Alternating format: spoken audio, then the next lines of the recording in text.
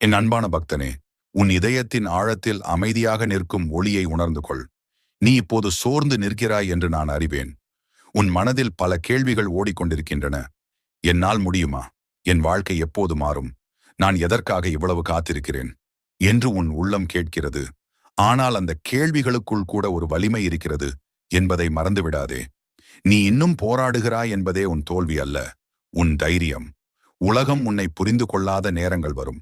உன் முயற்சிகளை யாரும் கவனிக்கவில்லை என்று தோன்றும் தருணங்கள் வரும். நீ அமைதியாக உழைத்து கொண்டே இருந்தாலும் பலன் தாமதமாகும். அப்போது மனம் தளரும், நம்பிக்கை சற்று குறையும். ஆனால் நான் உன்னிடம் சொல்ல வருவது இதுதான்.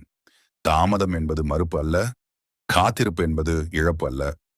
இன்று நீ அனுபவிக்கும் ஒவ்வொரு சிரமமும் உன்னை உடைக்கல்ல, உன்னை உருவாக்கத்தான்.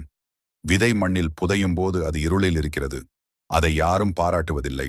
அது உடைந்தது போலவே தோன்றும்.